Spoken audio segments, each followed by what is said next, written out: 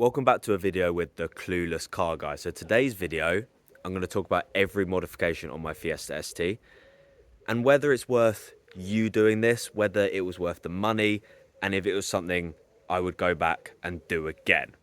So let's start with the exterior. So the first mods I'm going to go through are kind of all the exterior cosmetic mods. So we've got the front splitter, which I think makes a massive difference to the front. Now, it isn't actually a mod I put on myself, but I don't think the car would quite look as aggressive without it. So I do highly recommend.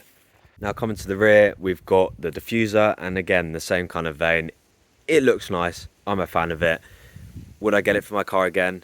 Yes. I didn't actually put that on this car, but I think it's a good modification. Same with the spoiler lip. I think it helps make the car feel more aggressive. What about the rear lights? Now, these lights look a lot better when they are on. So if I say, for example, if I open this door, then the lights come on and they look a lot nicer. And to be honest, in the dark, it looks a lot nicer. Would I get them if I was doing it again? These aren't modifications I put on. Probably not. I'd probably leave it. What else? So black badges, again, nice little touches. Not going to break the bank.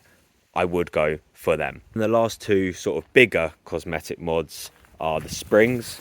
So this car is lowered on eye-back red lines, which makes it sit a lot nicer. Also handles a little bit better. It's a bit more planted. I highly recommend these. They're not even too expensive. Honestly, it costs more for the labor. So if you can fit them yourself, it's a brilliant mod to do. And the spacers, which again, just complete how this car sits and are a mod I would do 100 times over. So let's get to the more interesting things. We're talking handling, power, noise, and I want to start with the exhaust. So on this car, I have the Miltech catback exhaust with the Cobra sports cap. As you can see here, the tailpipe looks nice, and aesthetically it's quite a nice thing as well. But let's start it up and I'll show you what it sounds like. So that's what it starts. That's what it sounds on start up. Obviously, it's not a cold start.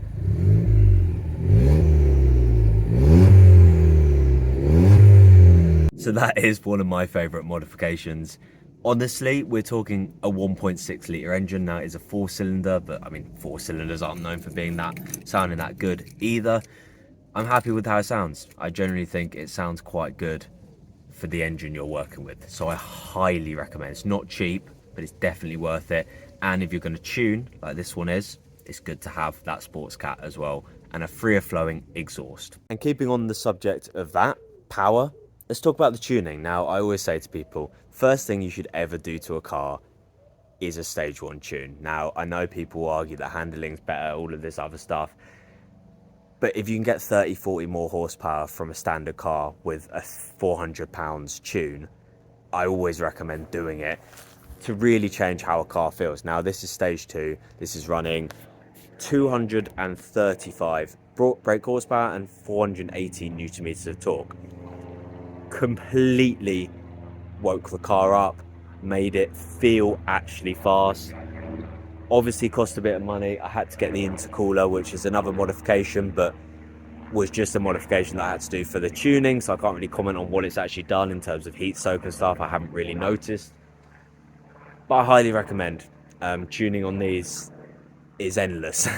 And yeah, it just transforms the car into something completely different and something 100 times more enjoyable, in my opinion. And now coming to the engine bay, another modification that I did to this car is the intake. Obviously, we've got the bigger pipe there. And what does this do? Now, there's a lot of argument that it's actually a hot air intake and that you get more hot air into the engine and that it does nothing for power. But what it does do is make some bloody beautiful sounds, some every time you sort of let off the accelerator. I love it. It makes me feel like a kid. Whether it does anything for power or performance, I don't really care. It just makes a cool sound. And actually, while we're here, one of the handling mods I done to this car, I don't think you'll be able to see it, but down there is a bolt-on short shifter, which basically makes the throws in the gear knob just shorter. And you get used to it and then you forget it's kind of there, but it cost me 20 quid to get one of these from a breaker, and at the time it felt like you could bang through the gears a lot more. It felt a lot more engaging. So again, a mod that I do highly recommend. Now, it might seem that I've just said that every modification on this car is worth doing, and that's partially because I've researched most of these mods very thoroughly, but there is a couple of mods that I didn't think was worth doing and that I kind of wish I hadn't spent the money on. But before that, let me talk about two more. So the torque mount is huge.